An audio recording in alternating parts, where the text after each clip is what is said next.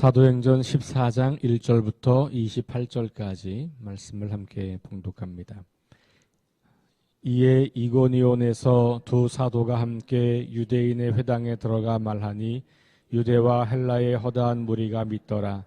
그러나 순종하지 아니하는 유대인들이 이방인들의 마음을 선동하여 형제들에게 악감을 품게 하거늘 두 사도가 오래 있어 주를 힘입어 담대히 말하니 주께서 그들의 손으로 표적과 기사를 행하게 하여 자기 은혜의 말씀을 증언하시니 그 시내의 무리가 나뉘어 유대인을 따르는 자도 있고 두 사도를 따르는 자도 있는지라.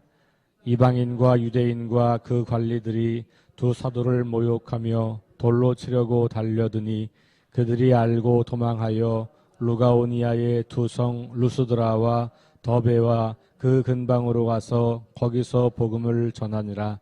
루스드라에 발을 쓰지 못하는 한 사람이 앉아 있는데 나면서 걷지 못하게 되어 걸어본 적이 없는 자라. 바울이 말하는 것을 듣거늘 바울이 주목하여 구원받을 만한 믿음이 그에게 있는 것을 보고 큰 소리로 이르되 내 발로 바로 일어서라 하니 그 사람이 일어나 걷는지라. 무리가 바울이 한 일을 보고 루가오니아 방언으로 소리질러 이르되 신들이 사람의 형상으로 우리 가운데 내려오셨다 하여 바나바는 제우스라 하고 바울은 그 중에 말하는 자이므로 헤르메스라 하시더라.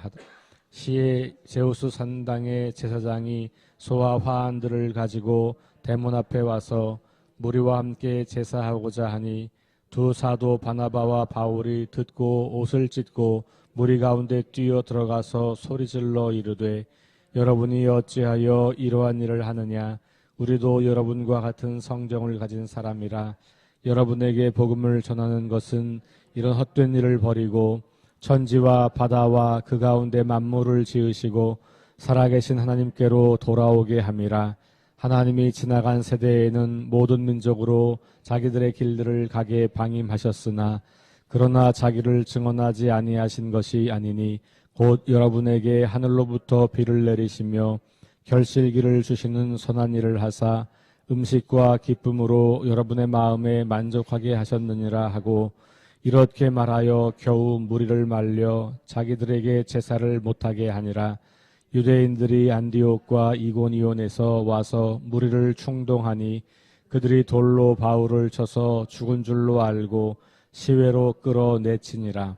제자들이 둘러섰을 때에 바울이 일어나 그 성에 들어갔다가 이튿날 바나바와 함께 더베로 가서 복음을 그 성에서 전하여 많은 사람을 제자로 삼고 루스드라와 이고니온과 안디옥으로 돌아가서 제자들의 마음을 굳게 하여 이 믿음에 머물러 있으라 권하고 또 우리가 하나님의 나라에 들어가려면 많은 환난을 겪어야 할 것이라 하고 각 교회에서 장로들을 택하여 금식 기도하며 그들이 믿는 주께 그들을 위탁하고 비시디아 가운데로 지나서 밤빌리아에 이르러 말씀을 버가에서 전하고 아달리아로 내려가서 거기서 배 타고 안디옥에 이르니 이곳은 두 사도가 이룬 그 일을 위하여 전에 하나님의 은혜에 부탁하던 곳이라.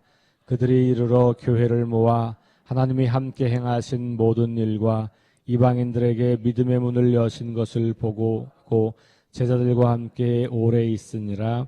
아멘. 네, 오늘 이고니온이라고 하는 지역에서 복음을 전하고 또 루스드라에서 복음을 전하고 그리고 이제 이어서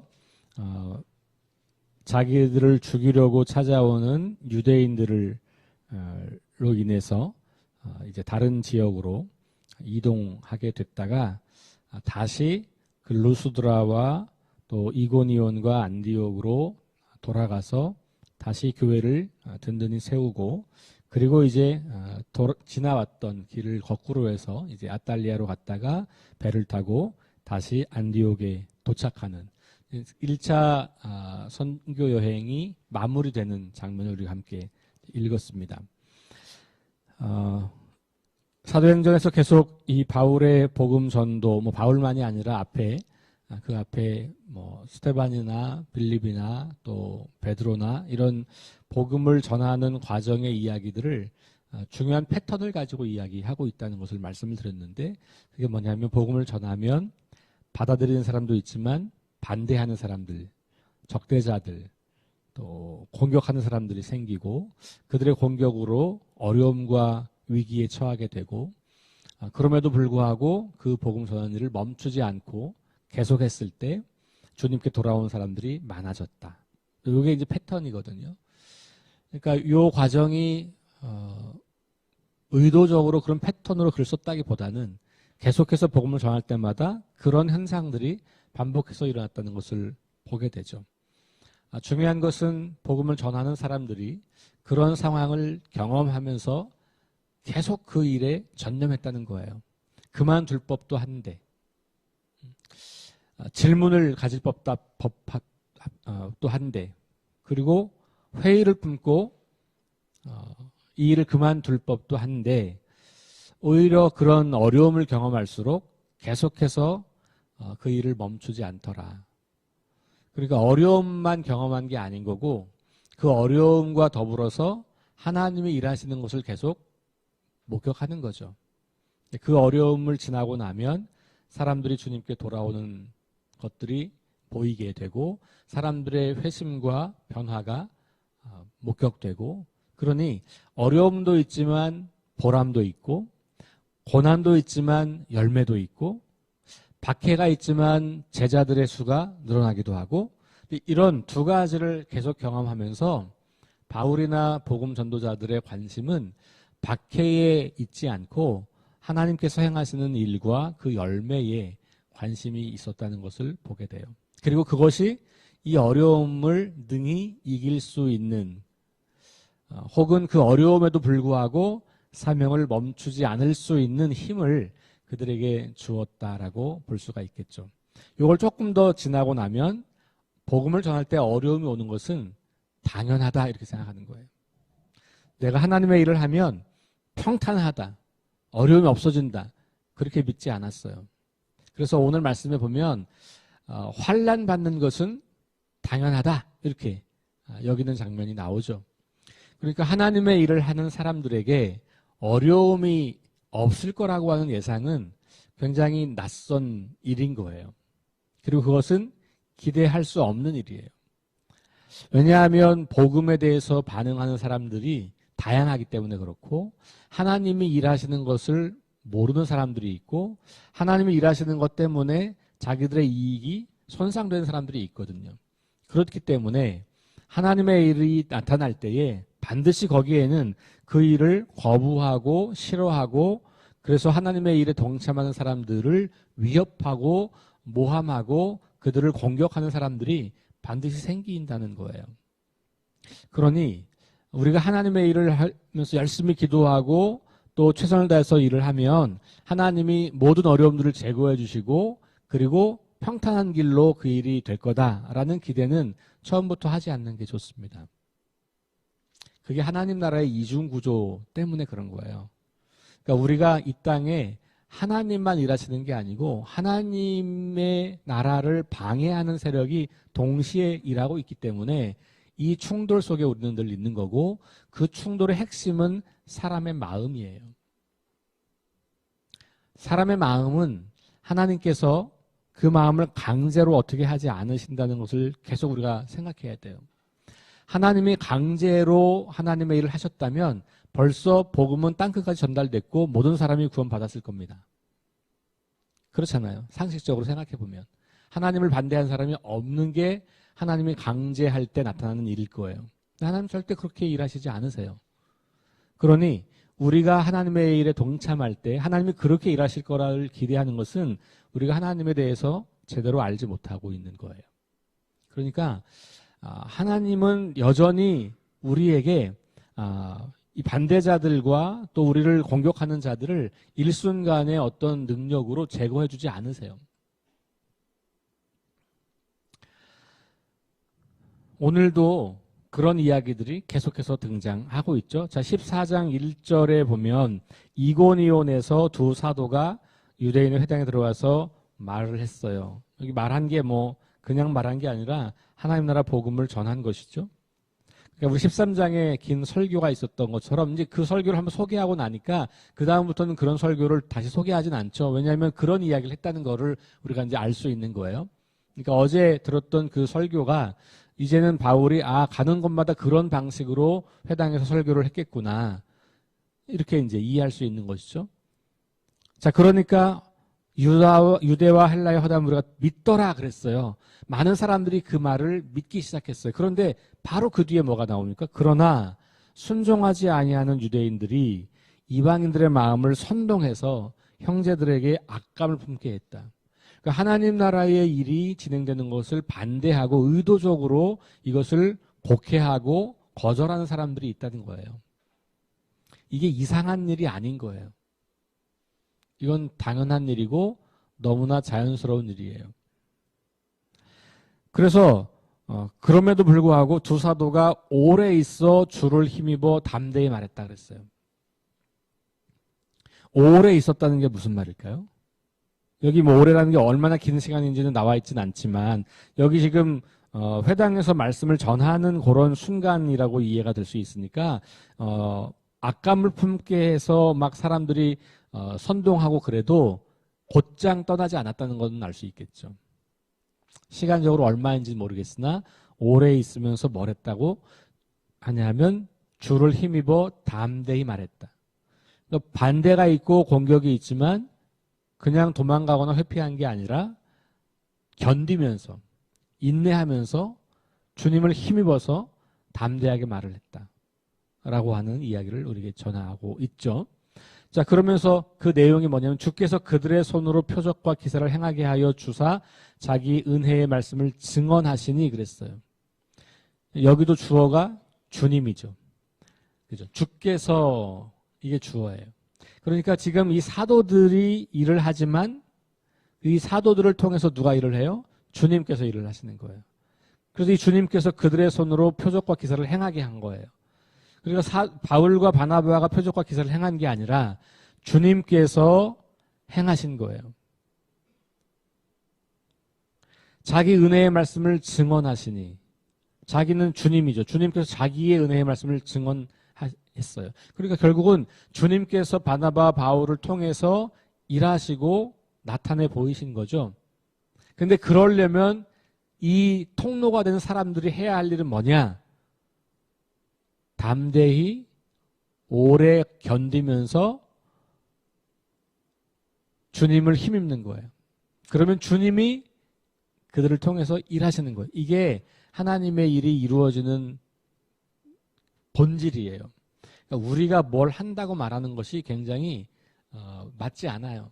우리는 뭘 하는 게 아니고요. 우리가 주님을 신뢰할 때, 우리가 주님의 힘을 힘입을 때, 우리가 주님을 떠나지 않고 붙잡고 있을 때 그때 주님이 우리를 통해서 일하신다.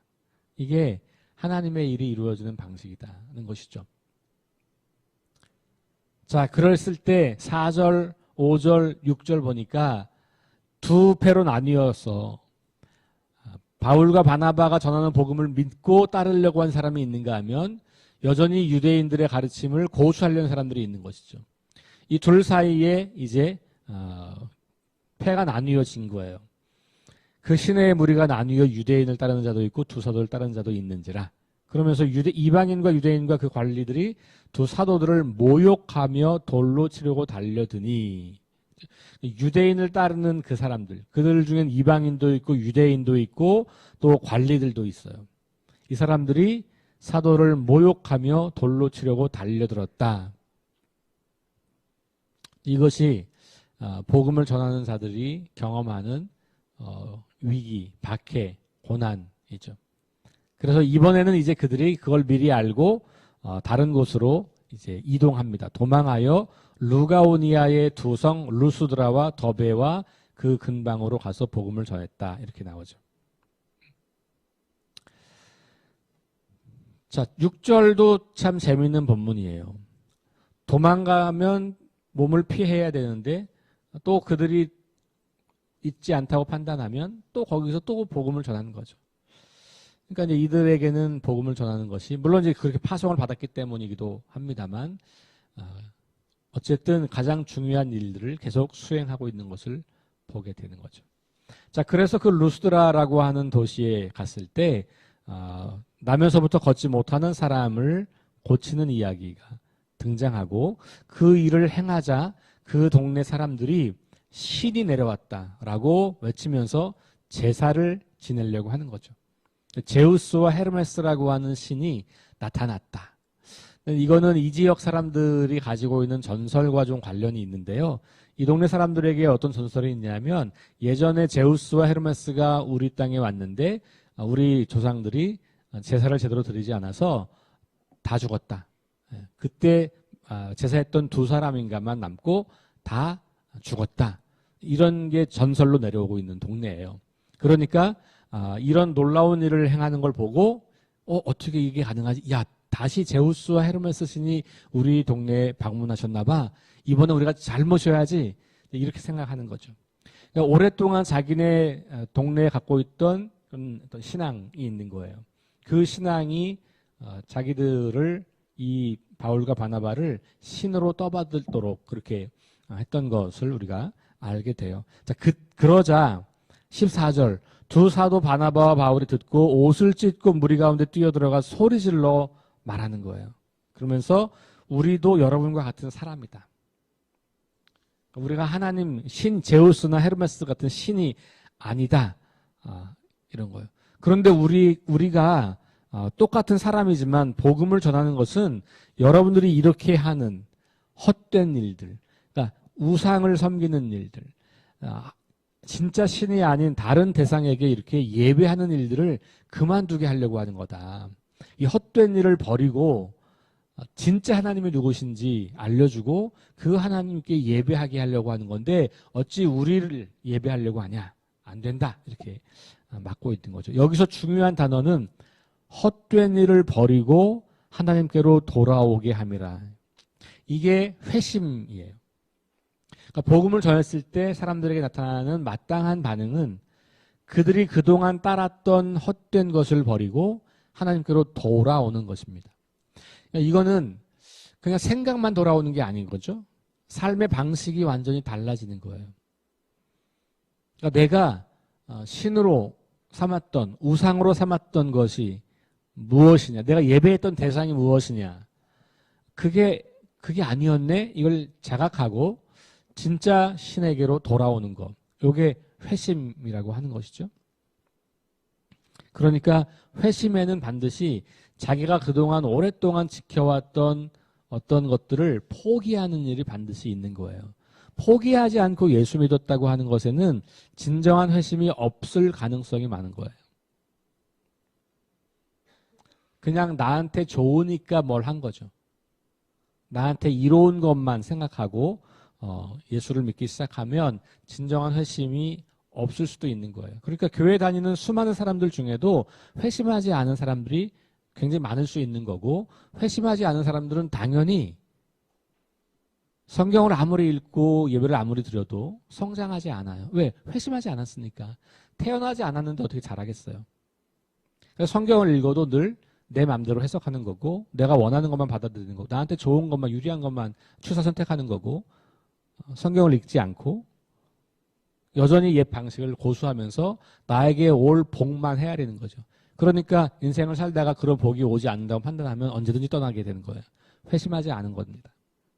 그러니까 이 사람이 회심했냐 안 했냐를 우리가 판단할 수는 없지만 각자 자기 자신이 그것을 물어봐야 돼요. 나는 그러면 과연 어떤 것을 버리고 주님께로 돌아왔는가? 내가 그 하나님께 돌아오기 전에 주인으로 삼던 것은 무엇이었는가? 난 그걸 정말 버렸는가? 그리고 주님께로 돌아왔는가? 그래서 그 주님이, 하나님이 내 삶의 진짜 주인으로 작동하고 계신가? 나는 정말 하나님 말씀을 따라서 살고 있는가? 이걸 우리는 끊임없이 점검해야, 그래야 우리가 회심한 그리스도인으로 성장하게 되는 겁니다. 한국 교회가 성경 공부 전 세계에서 제일 열심히 했어요. 그런데 안타깝게도 한국 교회는 지금 몰락의 길을 걷고 있습니다. 그 많은 숫자들은 다 어디 갔을까? 왜 그렇게 많던 사람들은 교회를 떠나게 됐을까? 생각해 보면 결국은 그 수없이 많은 성경 공부와 제자 훈련을 했음에도 불구하고 성장하지 않은 거예요. 하나님을 모르는 거예요.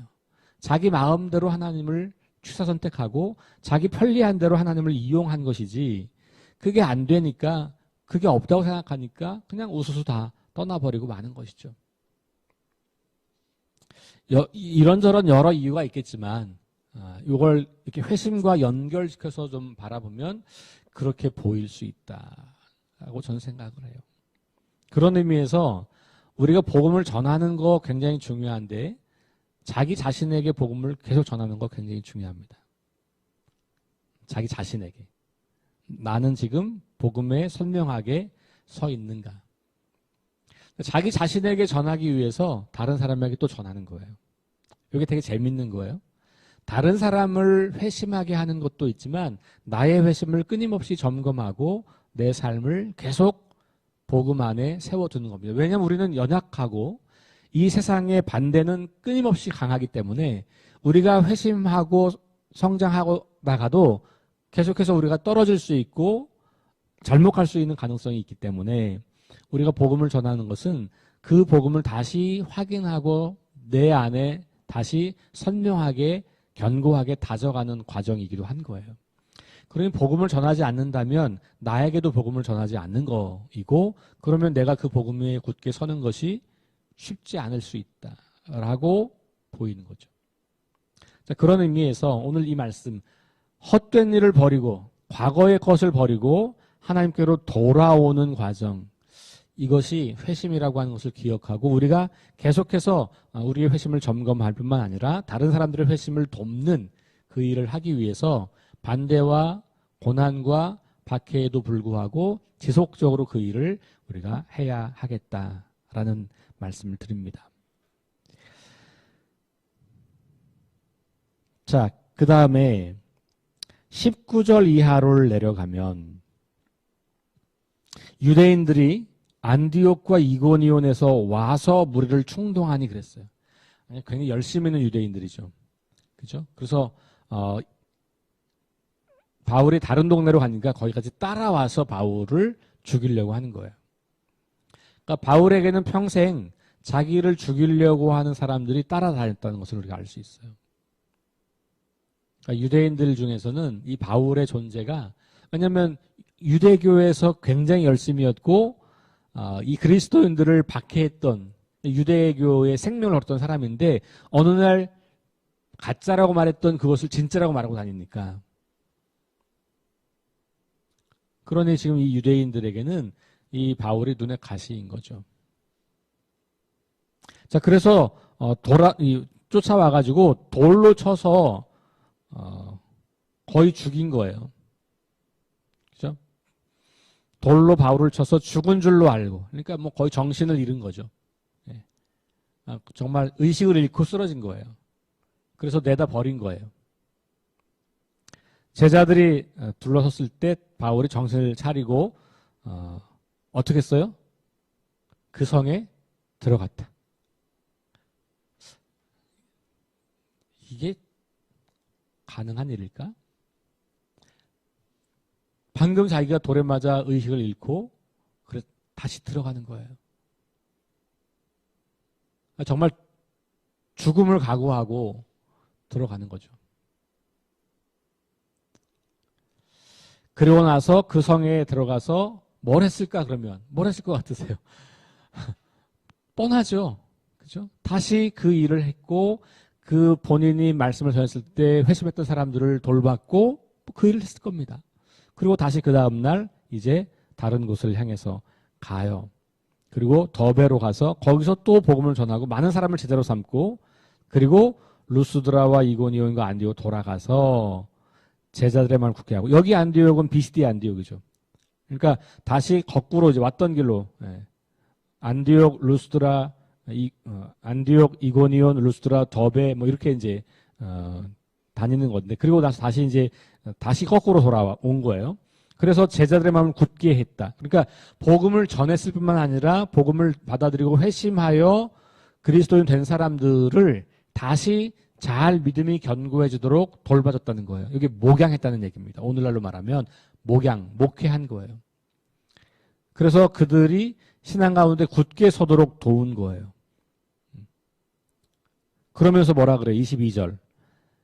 우리가 하나님의 나라에 들어가려면 많은 환난을 겪어야 할 것이다. 자기에게 다가오는 고난과 환난은 이상한 게 아니래요. 원래 그런 거래요. 우리가 다 나처럼 당신들이 이렇게 고난받을 겁니다. 나처럼 이렇게 당신들이 목숨을 걸어야 됩니다. 나처럼 이렇게 돌에 맞아 죽을 위기를 넘겨야 됩니다. 나처럼 이렇게 사람들이 쫓아다니면서 공격하고 모함하고 돌로 쳐 죽일 사람들이 점점 많아질 겁니다. 복음을 위해 산다는 것은 그런 겁니다.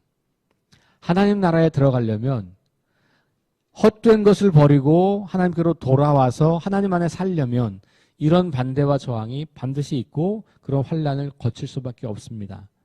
이렇게 이야기하는 거예요. 그래도 예수 믿을 겁니까? 이렇게 질문하는 거죠. 그래도 믿을 거야?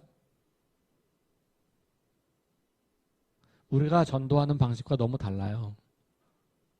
초대교회는 지금보다 더 험한 세상이었잖아요. 많은 신들을 섬겼고 그 신들을 거부해야 됐고 로마 제국의 신이 신중의 신이었고 그러니 하나님을 신이라고 말하는 것은 참된 신이라고 말하는 것, 유일한 신이라고 말하는 것은 거의 무신론자에 가까워지는 거고 그 사회적으로는 완전한 왕따와 편견을 당할 수밖에 없는 거예요. 그런데 그럴 텐데 그래도 예수 믿을 거야? 그래도 돌아올 거야? 선택해. 이렇게 말한 거예요. 예수 믿으면 천국 가요. 그런 얘기한 게 아니라니까요. 완전 다른 이야기예요.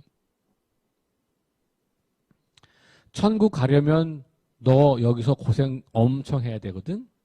이 얘기하는 거잖아요. 그렇죠?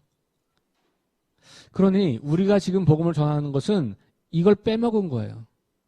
우리가 당할 환난, 우리가 당할 고난, 우리가 마주할 박해, 우리가 마주할 손해 이것을 빼먹고 무조건 좋은 일만 생길 거라고 우리가 사람들에게 전하는 것은 이건 복음의 본질을 빼먹는 거죠. 예수님의 십자가를 빼먹은 거예요. 부활만 이야기하는 거죠. 반쪽짜리 복음을 들고 전하면 사람들이 그 복음을 온전하게 이해할 수 없는 거예요. 너 예수 믿으면 하나님 나라에 들어갈 거면 얼마나 많은 환난을 겪어야 될지 네가 생각해 봐야 돼. 그리고 결정해. 그래서 그걸 생각하고 결정한 사람들에게는 고난이 올 때 어떻게 올 게 왔구나. 당연한 일이 일어났구나. 역시 이런 일이 일어났네. 근데 그게 아니면 어떻게 해요? 고난이 오면 왜 나한테 이런 일이? 하나님이 날 사랑한다며. 복 주신다며. 왜 나한테 이런 일이 일어나는 거야? 이해할 수 없네? 이게 되는 거죠. 그러니까 완전 다른 이야기예요. 자, 23절. 각 교회에서 장로들을 택하여 금식 기도하며 그들이 믿는 주께 그들을 위탁하고. 왜 위탁해요? 환난을 겪어야 하기 때문에. 주님께 위탁하는 거예요. 사람으로서는 그것을 막아줄 사람이 없는 거예요. 그러니 주님께 위탁하는 거죠. 근데 장로들을 세웠다고 하는 거예요. 뭐냐면 바울과 바나바가 직접 그들을 양육할 수 없으니 이들이 믿음 가운데 잘 자랄 수 있도록 리더들을 세워준 거죠. 이들의 역할은 조직을 만들고 제도를 세우는 게 아니에요. 사람을 양육하는 겁니다. 오늘날 교회의 영적 리더의 가장 큰 핵심은 사람을 양육하는 거예요. 말씀으로 그 사람을 성장하게 하는 겁니다. 그 일을 하지 않는다면 리더십을 가지고 있을 필요가 없어요. 그러니까 교회에서 리더십은 사람의 생명을 살리는 일이고 그 사람이 회심한 그 사람이 건강한 그리스도 자라도록 돕는 일이에요. 그 일에 우리는 목숨을 거는 겁니다. 그래서 세상에서 환난을 당하지만 그 환난 속에서도 주님을 더욱 신뢰하고 이 믿음을 포기하지 않고 계속 영적인 성장을 이루어서 그들도 이렇게 복음을 전하여 사람들을 주님께 돌아오게 하는 일을 하기 위해서 리더를 세운 거예요. 그러니까 교회 안에 있는 모든 리더들은 그 일을 해야 하는 거예요.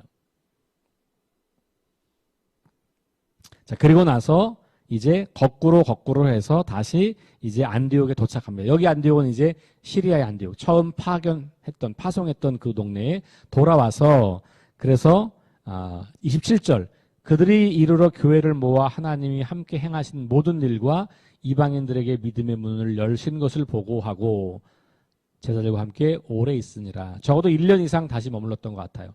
그래서 어떤 분들은 이때 이가 48년, 49년 이 여간인데 갈라디아서를 여기서 썼을 거다. 왜냐하면 여기 지금 다녀왔던 지역이 갈라디아 지역이거든요. 그러니까 이 지역의 성도들에게 다시 편지를 보내서 했다는 거죠. 그러니까 지금으로 말하면 온라인 사역을 한 거예요. 그렇죠? 그래서 떨어져 있는 성도들에게 편지를 보내서 그 편지를 통해서 영적 성장을 도운 것이죠. 비대면 사역을 한 거예요. 비대면 사역은 바울 때부터 한 거예요. 지금 한 게 아니라고. 그러니까 비대면 사역은 이상한 거다라고 생각하실 필요가 전혀 없어요. 어떤 방식으로든 우리가 사람들을 잘 세워주는 일을 하는 거예요. 자, 우리 오늘 좀 길게 이 말씀을 좀 보았는데요. 복음이 전해지는 과정에서 반드시 나타나는 현상, 그리고 그것을 이해하고 있고 그것을 감내하며 끊임없이 그 길을 걸어가는 바울과 바나바를 보았고, 그리고 사람들이 돌아와서 회심하고, 그리고 회심한 사람들이 다시 믿음을 굳게 하고, 또 그 사람들, 다른 사람들에게 가서 회심을 하도록 돕게 하고, 뭐 이런 것들이 결국은 교회가 계속해서 해야 하는 본질적인 일이다 라고 하는 것을 우리가 오늘 말씀을 통해서 다시 한번 기억하게 됩니다. 우리 함께 기도하겠습니다. 하나님, 바울과 바나바가 이제 갈라디아 지역에서 복음을 전했던 이야기를 우리가 보았습니다. 가는 곳마다 많은 열매가 있었지만 동시에 가는 곳마다 많은 반대와 박해에 부딪혔습니다. 그래서 하나님 나라에 들어가려면 많은 환난을 겪어야 한다는 것이 상식이었습니다. 그럼에도 불구하고 초기 교회의 그리스도인들은 목숨을 걸고 돌에 맞을 각오를 하고 하나님 나라 복음을 전했고 그 삶을 살았습니다. 그리고 그 결과가 오늘 우리에게까지 온 것을 우리가 기억합니다. 하나님, 오늘도 우리가 하나님 나라 복음에 견고히 서서 그 복음으로 사람들에게 회심에 이르도록 돕고 회심한 성도들을 더 굳건한 믿음 가운데 서 가도록 돕는 일이 먼저 믿은 우리에게 주어진 특권이기도 하고 의무이기도 한 것을 우리가 보게 됩니다. 우리 석교교회가 이런 영적 리더들이 계속해서 세워지고 그 리더들을 통하여서 더 많은 사람들이 하나님 나라 복음 안으로 들어오는 그 열매를 풍성히 맺고 하나님께 영광 올려드릴 수 있도록 우리를 이끌어 주옵소서. 예수님 이름으로 기도합니다. 아멘. 우리 함께 기도하겠습니다. 부활의 능력과 소망을 품고 하나님 나라를 증언하고 살아내게 하소서. 하나님 말씀이 기준되게 하소서. 질병과 연약함으로 고통당하는 사람들을 치유해 주소서. 전쟁과 자연재해와 가난과 억압으로 고통당하는 지구촌 이웃들에게 은혜를 베푸소서. 어린이와 청소년과 청년 세대는 하나님을 더욱 알아가게 하시고 우리 어른 세대는 우리의 믿음을 어린 세대들, 젊은 세대들에게 잘 계승시키는 성숙한 어른이 될 수 있도록 위에서 함께 합심해서 기도하시고 개인 기도하도록 하겠습니다.